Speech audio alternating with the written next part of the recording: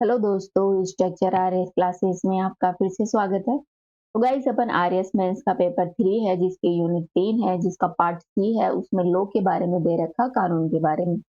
उस टॉपिक के बारे में मेंस के हिसाब से चर्चा कर रहे थे। अपन चर्चा कर रहे थे स्वामित्व और कब्जे के बारे में। कब्जे के बारे में अपन जान लिया था। आज चर्चा करेंगे स्वामित्व के बारे में, जो कि गाइस कब्जे का ही थोड़ा सा अपोजिट रूप होता है, मतलब बड़ा सा रूप होता है, वो स्वामित्व का होता है। यहाँ पर क्वेश्चन पूछा गया था 2016 में कि सामंड द्वारा दी गई कब्जे की परिभाषा को बताइए। ठीक है, तो सबसे देखते हैं स्वामित्व आखिरकार होता क्या है। What is ownership? दोस्तों, आरंभ से स्वामित्व कोई अवधारणा नहीं थी, केवल ये कब्जा मान्यता प्राप्त था। लेकिन धीरे धीरे जो घुमंतु लोग थे, इनका जीवन है वो स्थायी रूप से ये बसने लगे, घर बनाने लगे, भूमि पर ये खेती करने लगे। तब से जो स्वामित्व की धारणा है, जो कब्जे की धारणा है, उसी का विकसित रूप है, वो स्वामित्व में तब्दील हो गया। राइट, मतलब कब्जा का जो विकसित रूप है वो स्वामित्व का एक बड़ा रूप बना। इसका तात्पर्य है किसी वस्तु पर विशिष्ट वैधानिक अधिकार होना। स्वामित्व का मतलब क्या है? किसी वस्तु पर विशिष्ट वैधानिक अधिकार होना, ये होता है स्वामित्व। गाइस, इस अवधारणा की उत्पत्ति है वो रोमन कानून से हुई है। ठीक है, भारत में यह प्राचीन काल से स्थापित हो चुका है। राइट, स्वामित्व की आप देखते हैं पश्चिमी अवधारणा के बारे में। गाइस, स्वामित्व की जो पश्चिमी अवधारणा है वो रोमन विधि से निकल कर आई है। कहां से निकल कर आई? रोमन विधि से निकल कर आई है। इस विधि में स्वामित्व को डोमिनियम और कब्जे को पोजेसियो कहा गया। राइट, डोमिनियम का मतलब होता है वस्तु पर संपूर्ण अधिकार, पूर्ण रूप से अधिकार होना। मान लो ए नामक वस्तु है, इस पर पूर्ण रूप से अधिकार होना डोमिनियन कहलाता है। हिपोजेसिया का मतलब होता है वस्तु पर भौतिक रूप से नियंत्रण होना, फिजिकली रूप से किसी वस्तु पर नियंत्रण होना, कंट्रोल होना।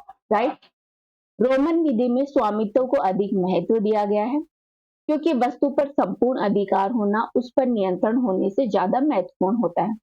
राइट, आगे देखते हैं आंगल विधि के बारे में।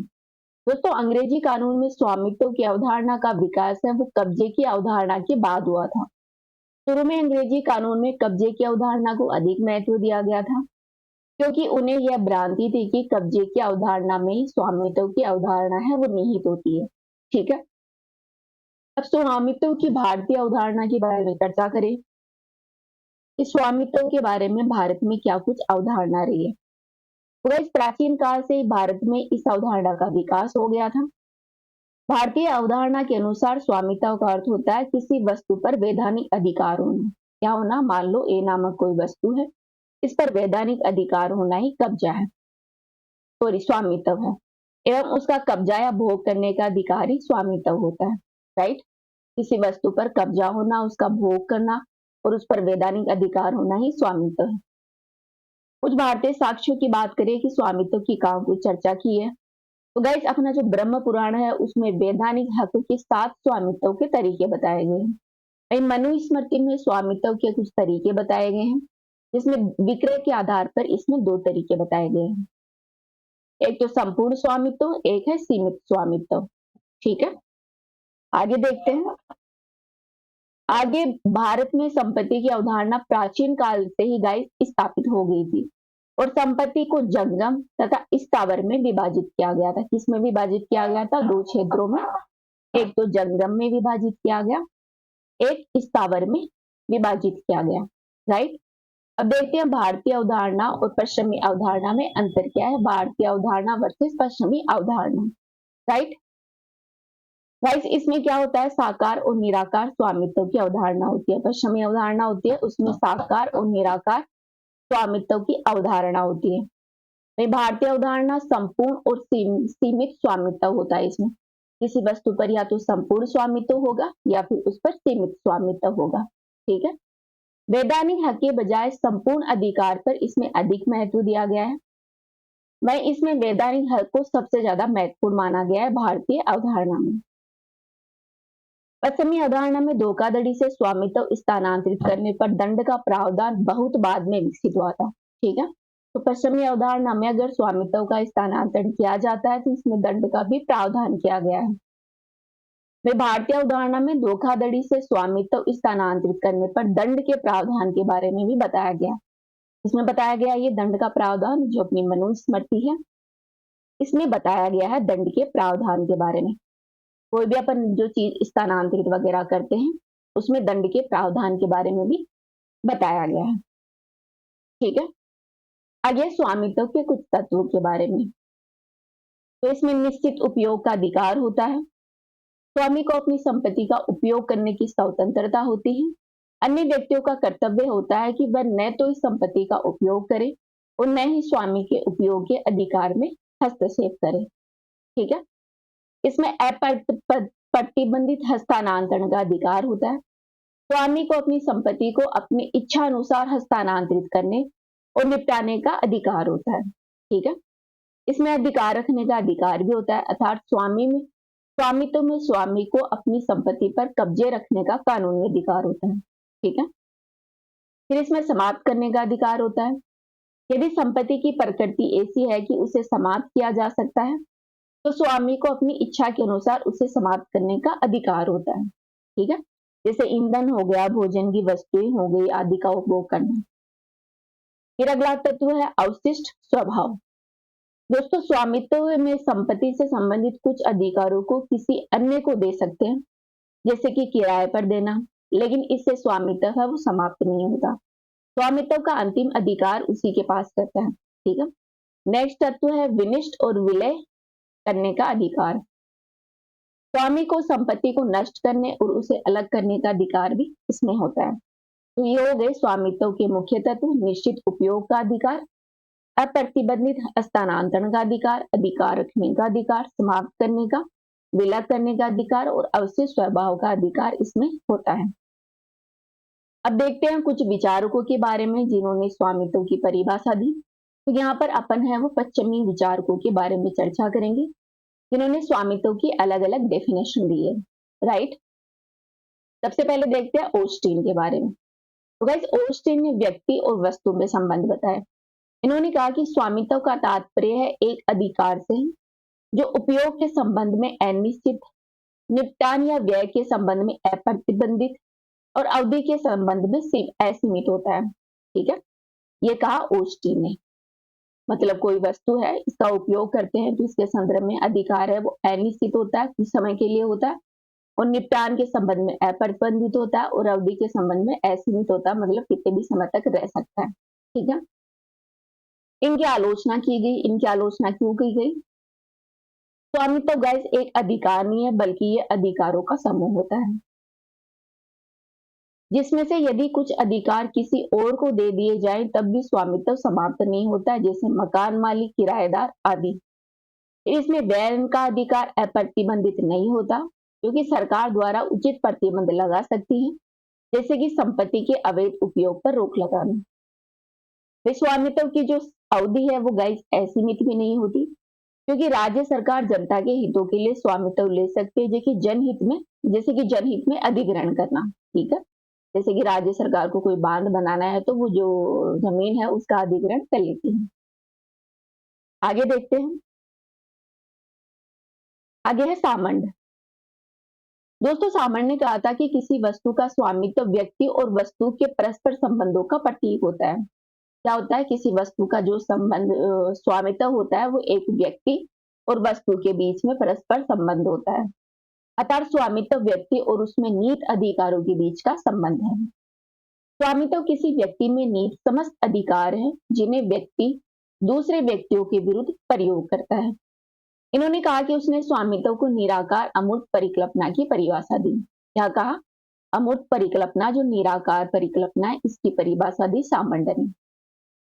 ये 2016 में आया हुआ क्वेश्चन है। स्वामित्व की परिभाषा बताइए सामंड के अनुसार। भाई, सामंड की परिभाषा है वो ऑस्टिन की परिभाषा से भिन्न कैसे है?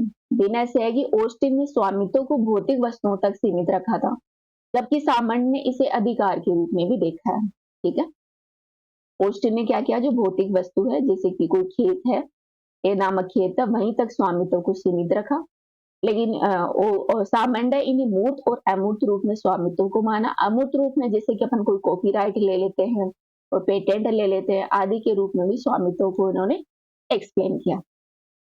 इन्होंने स्वामित्व में कुछ अधिकार इंक्लूड किए, जैसे कि कब्जे का अधिकार, उपभोग और उपयोग का अधिकार, व्ययन तथा वस्तु नष्ट करने का अधिकार, असीमित काल तक स्वामित्व बनाए रखने का अधिकार और अवशिष्ट अधिकार। इनकी आलोचना इस आधार पर की जाती है कि स्वामित्व का निराकार स्वरूप समझना है वो काफी जटिल है और स्वामित्व किसी वस्तु का होता है ना कि अधिकार का। ठीक है, इस आधार पर इनकी आलोचना भी की जाती है। आगे देखते हैं हॉलैंड ने क्या कुछ कहा स्वामित्व के बारे में। तो दोस्तों हॉलैंड ने कहा कि स्वामित्व किसी वस्तु पर किसी व्यक्ति का संपूर्ण नियंत्रण होता है, ठीक है, जिसमें कब्जे, उपभोग और व्ययन के अधिकार को सम्मिलित किया गया है। वही हर्बर्ट के अनुसार स्वामित्व में 4 अधिकारों को मिलकर बनाया गया। मतलब हर्बर्ट का कहना था कि स्वामित्व है वो 4 अधिकारों से मिलकर बना होता है, जिसमें वस्तु के उपयोग का अधिकार, दूसरों को उसका उपयोग करने का अधिकार, वस्तु के निपटान का अधिकार और वस्तु को नष्ट करने का अधिकार इसमें इंक्लूड होता है। ठीक है, लास्ट में है पोलेक। दोस्तों पोलक ने कहा था कि स्वामित्व को कानून द्वारा अनुमति, उपयोग और निपटान की संपूर्ण शक्तियों के रूप में वर्णित किया जा सकता है। ठीक है, ये अपने देख ली विभिन्न वैज्ञानिकों के द्वारा स्वामित्व की दी गई डेफिनेशन ओनरशिप के बारे में। आगे स्वामित्व की विशेषता क्या है? तो गैर स्वामित्व है वो पूर्ण या सीमित होता है। अर्थात स्वामित्व पूर्ण यानी विशेष अधिकार, सीमित यानी विशेष परिस्थितियों में कानून या समझौते द्वारा प्रतिबंधित हो सकता है। ठीक है, दायित्व होता है इस पर, अर्थात किसी वस्तु पर आपका स्वामित्व होता है तो उस पर आपको टैक्स देना पड़ेगा, शुल्क देना पड़ेगा। इसके अलावा स्वामित्व वाली वस्तु का उपयोग है वो अन्य व्यक्तियों को क्षति पहुंचाने के लिए नहीं किया जा सकता।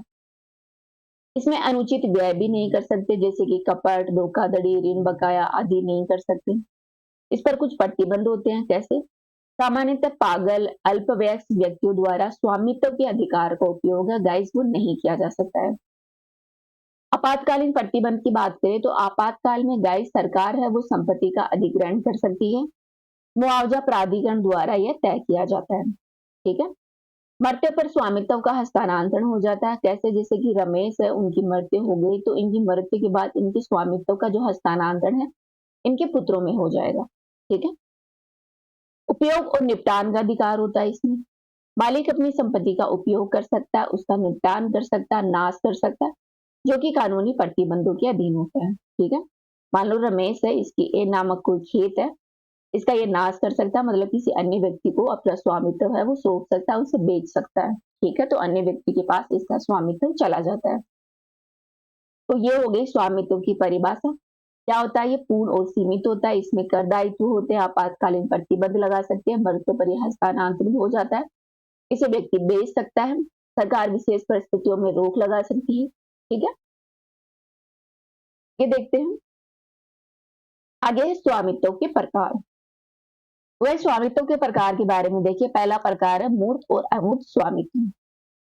मूर्त स्वामित्व का अर्थ होता है किसी भौतिक वस्तु पर नियंत्रण होना मूर्त स्वामित्व कहलाता है। ठीक है, जैसे कि बंगला, गाड़ी आदि पर।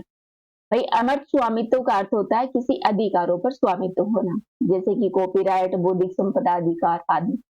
ये जो मूर्त और अमूर्त स्वामित्व की डेफिनेशन दी थी ये दी थी सामान्य ने। ठीक है, आगे एकल और सह स्वामित्व। एकल स्वामित्व का अर्थ होता है कि स्वामित्व का अधिकार है वो एक व्यक्ति में निहित होता है। ठीक है, वही सह स्वामित्व का अर्थ होता है कि स्वामित्व का अधिकार है वो 2 या 2 से अधिक व्यक्तियों में निहित होता है। मतलब एक ही खेत के 2 से 3 से मालिक हो सकते हैं। फिर आता है विधिक और सामयिक स्वामित्व। दोस्तों वैधानिक स्वामित्व का अर्थ होता है विधि के नियमों के अनुसार स्वामित्व स्थापित करना।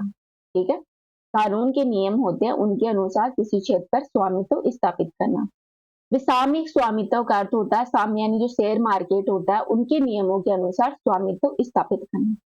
ठीक है, ए नामक जमीन है, इस पर अलग अलग लोगों का स्वामित्व होना, जैसे शेयर मार्केट चलता है उस आधार पर। आगे है निहित और संभाव्य स्वामित्व। दोस्तों जब स्वामित्व सही और तत्काल होता है तो उसे निहित स्वामित्व कहते हैं। वहीं किसी शर्त के पूर्ण होने पर या किसी घटना के होने पर जो स्वामित्व सही होता है तो उसे संभावित स्वामित्व कहते हैं। इसे समाश्रित स्वामित्व भी कहा जाता है। आगे आता है संपूर्ण और सीमित स्वामित्व। संपूर्ण स्वामित्व का अर्थ होता है बिना किसी शर्त के वस्तु के उपयोग, उपभोग और कब्जे पर व्यय का पूर्ण अधिकार होना। ठीक है।